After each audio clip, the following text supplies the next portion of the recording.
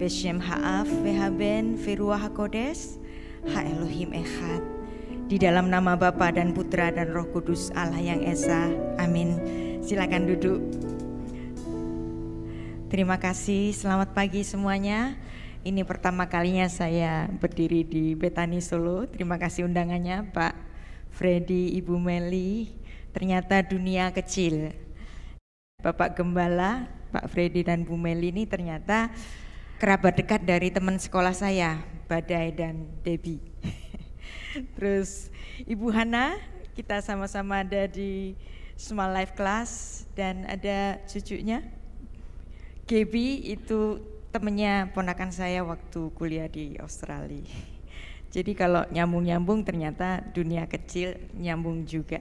Nah, pagi ini kita akan bersama-sama mempelajari tentang sejarah keselamatan. Sejak mulanya yang pijakannya itu dari Proto Evangelium. Dan kita akan bersama-sama memahami Alkitab dalam wawasan Ibrani. Kalau agama-agama lain itu konsepnya itu apa? Upaya manusia mencapai surga. Tetapi kalau di dalam kekristenan adalah upaya surga mencapai manusia. That's different. Orang-orang cari pahala, pergi ke tanah suci dapat pahalanya sekian, berpuasa dapat pahalanya sekian. Upaya manusia untuk mencapai surga, tapi di dalam kekristenan adalah upaya surga yang mencapai manusia. Apa sih tujuan ibadah itu? Tujuan ibadah adalah hidup di dalam berkat, terus kemudian mati masuk surga. Begitu bukan? Itu adalah konsep dari orang-orang. Tetapi konsep ibadah kasih karunia yang ada di dalam kekristenan itu, apa sih kasih karunia itu? Yang memberi tidak berkewajiban, yang menerima nggak punya hak. Kita nggak punya hak untuk minta diampuni, nggak punya hak. Untuk dibayar hutang dosa-dosanya itu nggak punya hak. Tapi Tuhan kasih. Nah, ini namanya konsep ibadah kasih karunia. Efesus 2 ayat 8-9. Sebab karena kasih karunia kamu diselamatkan oleh iman. Itu bukan hasil usahamu tapi pemberian Allah. Itu bukan pekerjaanmu. Jangan ada orang yang memegahkan diri. Jadi kita tahu ya, konsep karunia itu adalah keselamatan yang dari Allah, sepenuhnya anugerah, bukan imbal balik. Kalau kita berbuat baik itu adalah pengucapan syukur kita. Kalau kita memberikan persembahan yang terbaik itu ucapan syukur kita, bukan supaya nanti dapat pahala. Pahalanya kita semuanya sudah dapat. Oleh karena kita sudah dapat pahala keselamatan, maka kita memberikan yang terbaik untuk Tuhan. Kita berbuat baik untuk sesama, dan itulah upaya kita untuk menyenangkan hati Bapa di surga. Nah, kenapa harus ada juru selamat? Kenapa? Kenapa Tuhan harus datang ke bumi? Ini pasti ada dasarnya kan? Ada sebabnya kenapa harus ada juru selamat. Kalau ada juru selamat pasti ada kecelakaan. Kalau nggak ada kecelakaan nggak perlu juru selamat. Dan memang kita semua ini adalah produk dari kecelakaan. Kecelakaan dari siapa? Dosa yang mulanya dibuat oleh Adam dan istrinya, yaitu apa? Kejatuhan manusia. Dan juru selamat itu enggak ada selain lainnya daripada Tuhan saja. Tuhannya huruf besar, Yod He Vav He. Anochi Anochi Adonai Ve'en mi baladai Mosia. Enggak ada selain lainnya, selain daripadaku. Nah, jadi kalau kita menyebut Yesus Kristus adalah Sang Juru Selamat, maka Sang Juru Selamat itu adalah Allah sendiri. Jadi kalau kita menyatakan bahwa Juru Selamat itu adalah Yesus Kristus, dengan sendirinya kita mengakui bahwa Yesus Kristus adalah Allah itu sendiri. Dia adalah Allah yang inkarnasi. Di mana awalnya ketika Adam diciptakan, Tuhan memberikan perintah yang pertama untuk Adam. Semua pohon di taman ini buahnya boleh kamu makan dengan bebas, tapi yang di tengah-tengah itu buah pengetahuan yang baik dan yang jahat jangan kamu makan. Pada hari engkau memakannya, artinya pada hari engkau melanggar, pada hari engkau berdosa, apa upahnya? Pastilah engkau mati. Ya, tetapi apa? Ternyata ada kecelakaan. Perintah itu diberikan kepada Adam, tapi Adamnya enggak memberikan pendidikan yang baik kepada istrinya. Ya, istrinya terperdaya oleh ular, dan ular itu disebut sebagai binatang yang paling cerdik. Anda jangan melihat ular hari ini yang mungkin bentuknya meliuk-meliuk dan menakutkan. Mungkin pada saat sebelum jatuh ke dalam dosa, ular itu bentuknya cantik sehingga apa? Hawa itu bicaranya enak, nyaman, dan dia disebut sebagai binatang yang paling pintar. Dan kemudian sebelumnya si ular itu bilang, semua pohon di taman ini jangan kamu makan kan. Kemudian si perempuan itu mengoreksi, saut perempuan itu, buah pohon ini boleh kami makan kok. Nah kemudian tetapi pohon yang di tengah itu kamu jangan makan atau raba. Nah tadi ada kata raba enggak? Tuhan bilang enggak boleh meraba enggak bilang itu. Si perempuan ini nambahin firman Tuhan. Nah ketika dia sambil meraba itu, oh rasanya enggak apa-apa, aku meraba ini enggak apa-apa kok. Kemudian ada satu bujuan dari ular. Kalau makan buah itu nanti kamu jadi seperti Allah. Buah itu rasanya kok baik, enak dimakan. Dan ular itu memperdayai apa? Kamu kalau makan buah itu kamu nanti jadi seperti Allah. Wow, tergoda dong. Semua sudah ada di Taman Eden, tapi ada yang mereka nggak punya. Apa yang mereka nggak punya? Kelimpahan semua mereka punya. Yang mereka nggak punya itu jadi seperti Allah. Artinya apa? Di sini ada suatu pemberontakan. Wow, jadi seperti Allah. Kemudian perempuan itu ngambil buah itu, kemudian makan, terus gak terjadi apa-apa. Bagaimana itu gak terjadi apa-apa? Gak apa-apa tuh, kapan nih jadi seperti Allah? Terus kemudian dia ngasih ke suaminya. Dan suaminya tidak mengoreksi istrinya. Perintah diberikan kepada suami. Suami tidak memberikan informasi yang benar. Ketika istri salah, suami mengkonfirmasi, bukannya mengoreksi. Kalau ngoreksi, nggak boleh, buah itu nggak boleh dimakan. Tapi kenapa Adam pun terperdaya? Karena apa tadi? Bisa jadi seperti Allah. Jadi inilah bentuk pemberontakan itu. Ketika suaminya makan, istrinya makan, nggak terjadi apa-apa kan? Ketika suaminya itu makan, barulah terjadi apa-apa. Karena apa? Perintah itu diberikan kepada sang suami. Barulah ketika suami itu makan, barulah mereka berdua sama-sama melihat konsekuensi itu. Mereka melihat diri mereka telanjang. Ya, itulah kenapa dosa awal ini enggak disebut sebagai dosa Hawa, tetapi dosa Adam. Hore, ibu-ibu, bukan dosanya ibu-ibu ya, dosanya bapak-bapak nih. Nah, tapi ini sebagai suatu konfirmasi saja bahwa di sini ternyata seorang suami adalah mandataris dari Allah. Sehingga sampai hari ini hierarki keluarga itu enggak pernah diberikan kepada istri suami selama-lamanya seperti hierarki kerajaan Allah, bahwa suami adalah kepala keluarga karena dia adalah mandataris Allah.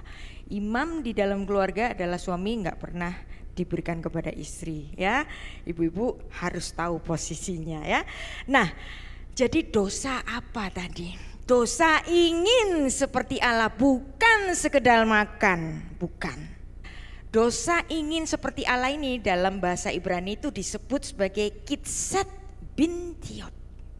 Dan menurut tradisinya orang Ibrani, bahwa dosa ini terjadi pada hari ke-8.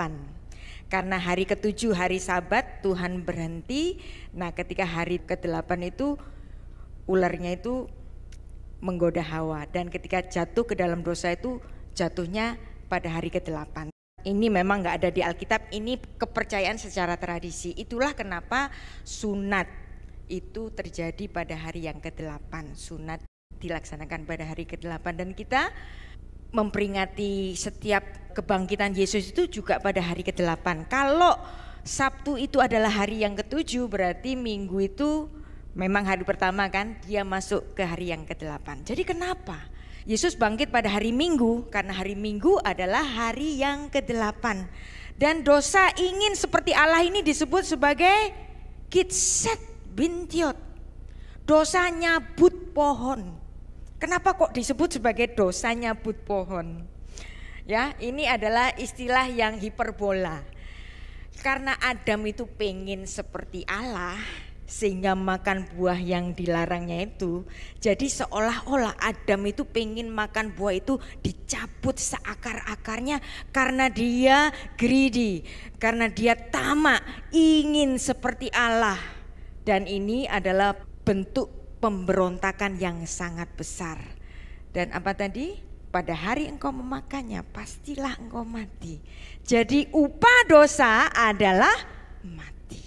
Nah, dari sini Anda tahu kenapa Tuhan harus datang. Kenapa Tuhan harus hadir ke bumi? Karena ada kecelakaan ketika Adam dan istrinya itu tahu bahwa mereka itu sudah telanjang. Kemudian mereka nyari daun-daunan untuk menutup kemaluannya itu. Nah, tapi apa? Ketika mereka sudah berpakaian dari daun-daunan itu, mereka tetap merasa berdosa di dalam kebersalahan, dan Tuhan bertanya, Adam, di mana kamu? Apakah Tuhan nggak tahu Adam sedang sembunyi? Tentu saja tahu. Adam di mana, di sudut yang mana, tentu saja Allah tahu. Kenapa? Karena Allah itu Maha tahu. Tapi kenapa Allah tetap tanya Adam, di mana kamu? Ini seperti bentuk orang yang menangis, ya. Ini adalah ungkapan kesedihan hati Allah. Adam, ya ampun, aku gak bisa bertemu lagi dengan kamu karena kamu berdosa. Kamu yang orang berdosa, kamu tidak akan bisa lagi melihat aku. Dan Allah menangisinya. Lalu Adamnya jawab, aku sembunyi sebab aku tahu aku telanjang. Tuhan tanya, siapa sih yang ngasih tahu kamu kalau kamu itu telanjang? Lalu apa Adamnya bilang? Nyalain orang lain. Perempuan yang kau tempatkan di sisiku, dialah yang memberikan aku makan. Wow, kelihatannya Adam nyalain istrinya kan? Dari sini Adam masih belum nyebut istrinya dengan nama Hawa, tapi disebut apa? Perempuan. Perempuan yang kau tempatkan di sisiku. Sepertinya dia nyalain perempuan, tapi dia nyalain siapa sebenarnya? Nyalain Tuhan.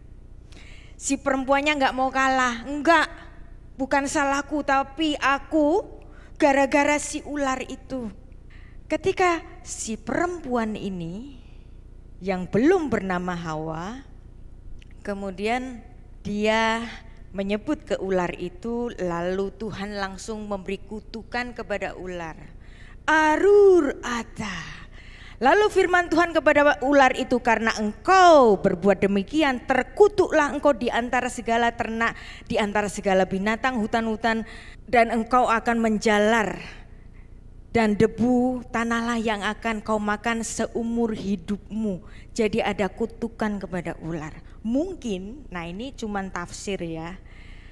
Mulai saat itulah ular itu berjalan menjalar dengan perutnya, yang sebelumnya dia itu berparas cantik mungkin, terus kemudian menjadi menakutkan. Itulah yang sebabnya perempuan itu menjadi nyaman untuk bicara dengan dia. Dan sekarang adalah bijakannya kenapa Tuhan Yesus harus datang, yaitu dalam proto-evangelium. Apa itu proto-evangelium? Itu bahasa Latin yang artinya Injil yang pertama. Injil yang pertama itu bukan kitab Matius, bukan kitab yang ada di Perjanjian Baru, tetapi justru ada di kitab Kejadian. Jadi orang Kristen jangan melupakan kitab Perjanjian Lama, karena disitulah pijakan kenapa Tuhan Yesus harus datang. Dan Tuhan mengatakan seperti ini, aku akan mengadakan permusuhan antara engkau dan perempuan ini, antara keturunanmu dan keturunannya. Keturunannya akan meremukkan kepalamu dan engkau akan meremukkan tumitnya. Nah, kalau Anda baca ini dalam bahasa Indonesia maupun dalam bahasa Inggris, Anda nggak tahu koneksinya dalam Perjanjian Baru. Di sini ada kata akef, ya, akef. Akef itu tumit. Anda tahu siapa leluhur Israel yang namanya tumit? Yakub, Yaakov. Yaakov itu berasal dari kata akef. Kata akefnya itu sudah disebutkan Tuhan sejak Kejadian 3 ayat 15, yang artinya di sini ini adalah nubuat bahwa nanti akan ada pemberes dosa yang berasal dari si tumit, keturunan si tumit. Nah, kalau dibaca dalam bahasa Indonesia ini nggak nyambung, tapi kalau Anda belajar naskah asli bahasa Ibrani, Anda ini akan nyambung. Dari sinilah, ya, pertama kalinya kita belajar tentang sejarah keselamatan, genealogi bangsa-bangsa yang mulai dari Adam punya anak Kain dan Habel, kemudian punya anak Set. Set ini kemudian melahirkan Nuh. Nuh punya 3 anak, yaitu Ham, Sem dan Yafet. Dan kemudian dari Sem lahir Abraham, dari Abraham lahir Ishak dan Yakub, dan di situ lahir bangsa Israel. Dan dari bangsa Israel lahirlah Yesus Kristus. Anda tahu genealogi ini pertama kali diucapkan dalam Kejadian 3 ayat 15. Dan inilah kenapa orang Kristen harus tahu, ya. Nah, kemudian Tuhan mengatakan ada disiplin bagi perempuan, karena perempuan itu juga dipersalahkan karena dia terperdaya. Dia membawa suaminya itu makan buah yang dilarang itu. Dan kemudian ada disiplin juga kepada Adam. Dan Adam di sini dibuat kaget 2 kali. Yang pertama apa? Pada hari engkau makan, kan kamu mati kan?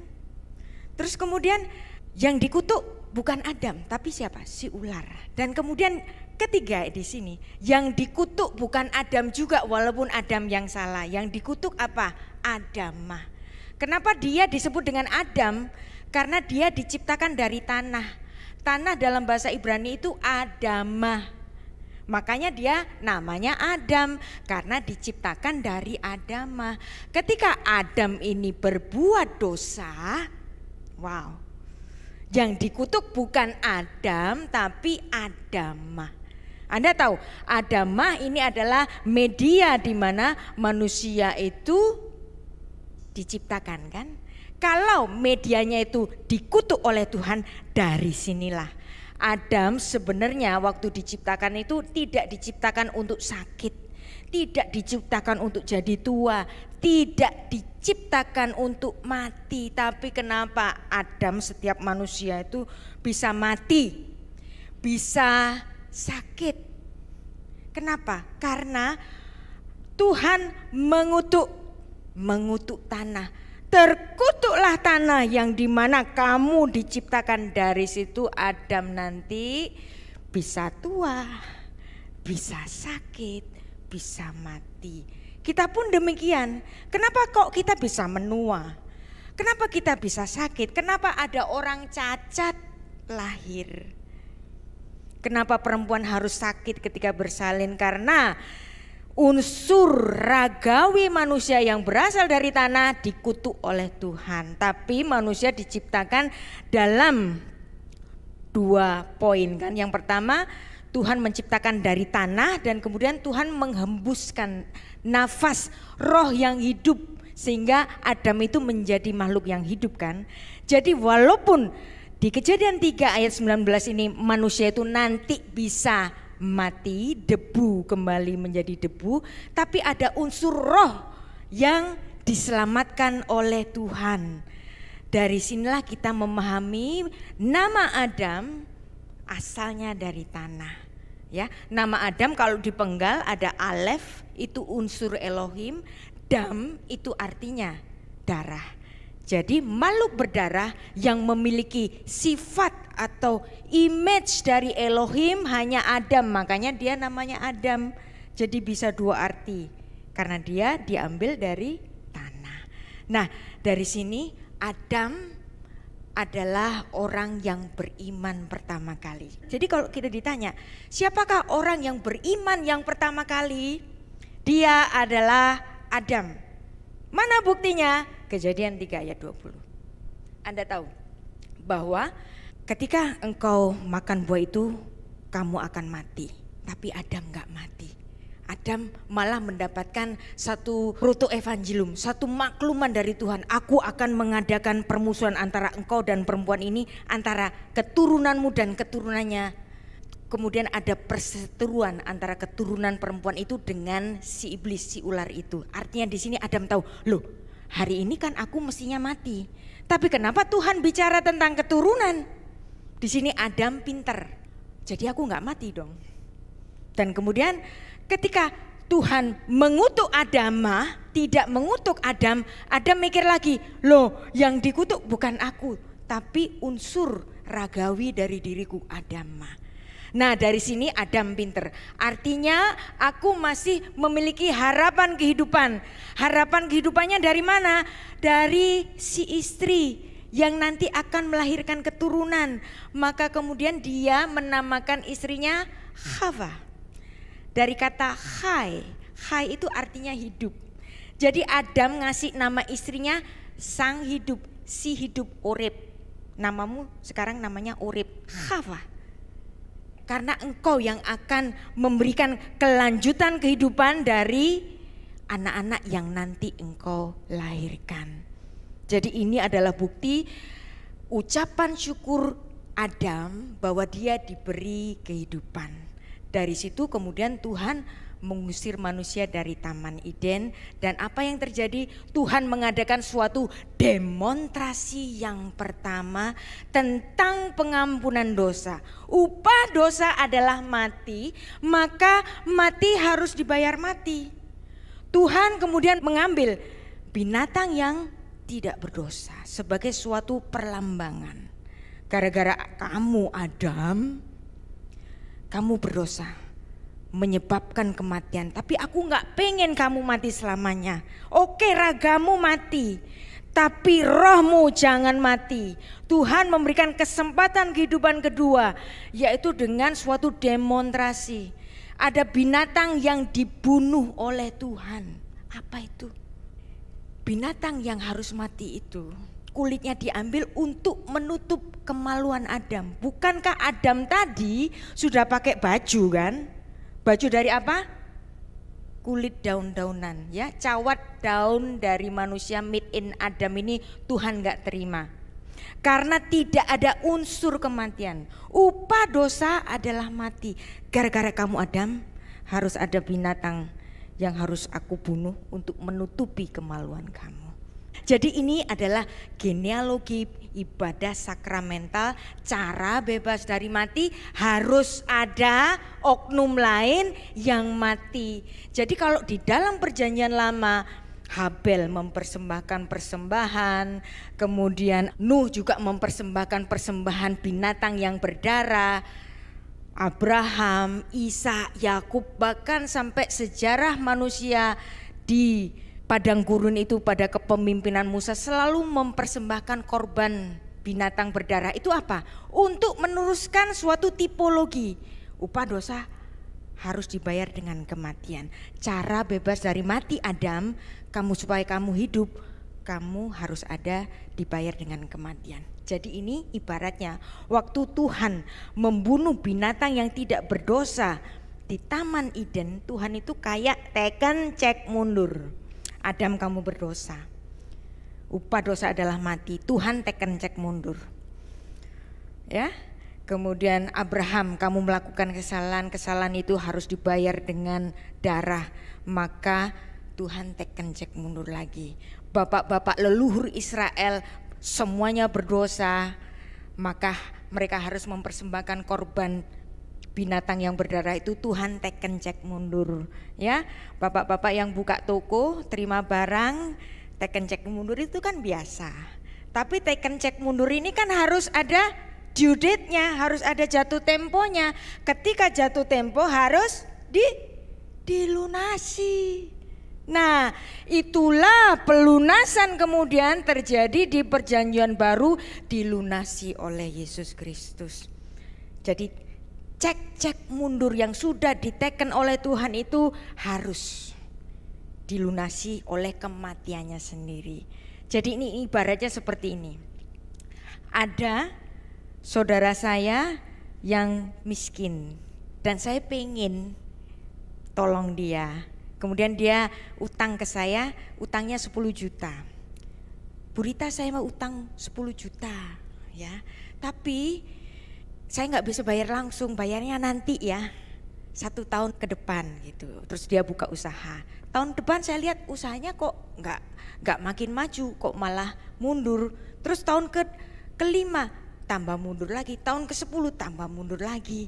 Terus kemudian ini orang nggak bisa bayar lunas utangnya ini. Tapi kehidupannya kayaknya nggak bisa bayar lunas deh. Kemudian saya kasihan sama dia. Saya ngomong sama dia, utangmu sudah dilunasi. Ketika saya ngomong utangmu sudah dilunasi, apa konsekuensinya? Kerugian 10 juta itu saya hisapkan. Demikian juga dengan Tuhan. Ketika Tuhan sebagai pembayar hutang manusia yang dosanya itu adalah mengakibatkan kematian, maka Tuhanlah yang menghisap konsekuensi kematian itu. Ya. Jadi inilah kenapa Tuhan Yesus harus mati. Setiap Natal kita dikasih baca, karena begitu besar kasih Allah akan dunia ini, maka dia mengaruniakan anaknya yang tunggal. Tapi apa dasarnya? Dasarnya di kitab Kejadian yang dimana kesalahan istrinya itu dikonfirmasi oleh suaminya dan menjadi dosa Adam. Dan kita nanti akan belajar terus tentang berkat keturunan. Jadi Anda tahu bahasa Indonesia rahim ibu, rahim berasal dari bahasa Arab rahim. Itu asalnya dari bahasa Ibrani rahem. Rahem itu artinya kasih karunia, juga dalam artian rahim.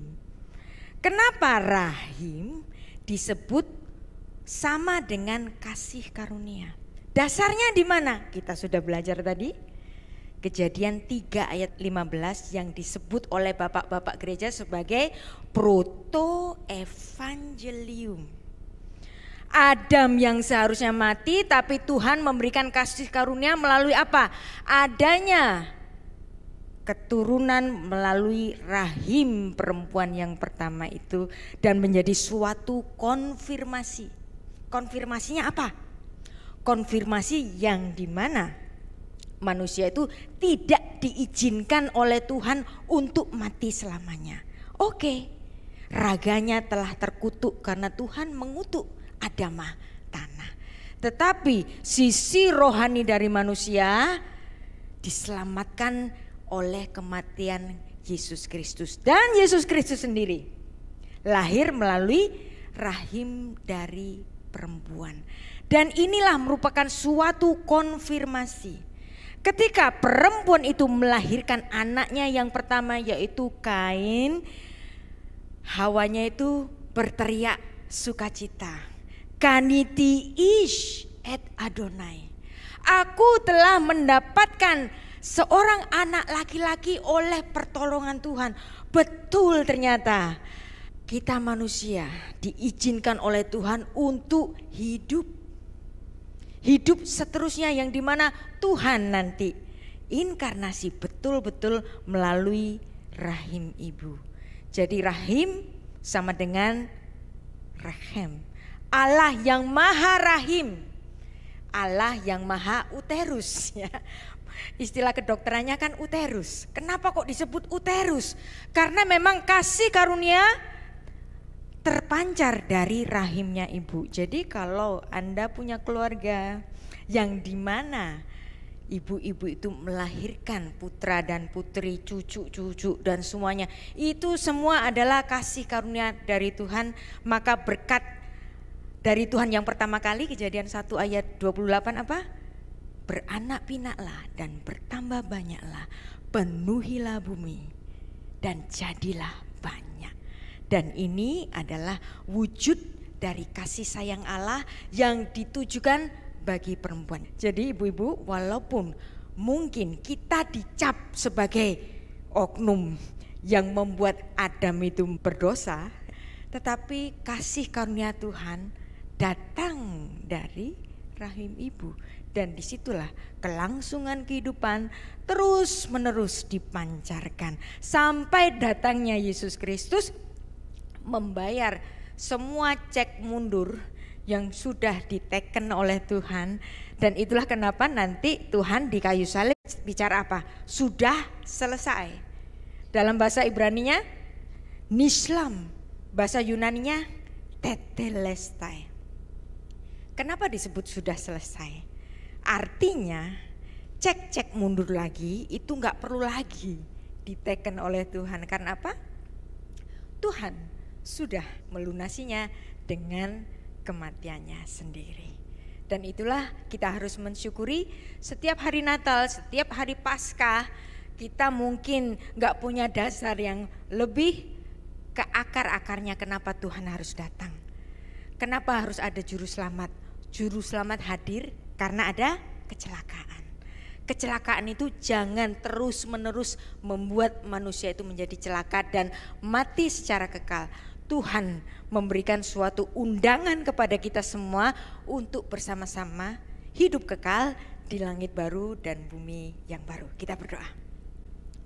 Bapa Surgawi, terima kasih. Sungguh ini suatu pijakan yang indah dari Engkau. Dan sebentar lagi Tuhan di ibadah kedua, ketiga, dan keempat nanti kami terus akan mempelajari sejarah keselamatan ini yang dari Engkau saja. Tapi Tuhan terima kasih kalau pagi ini kembali lagi kami untuk diingatkan dasar dari keselamatan itu.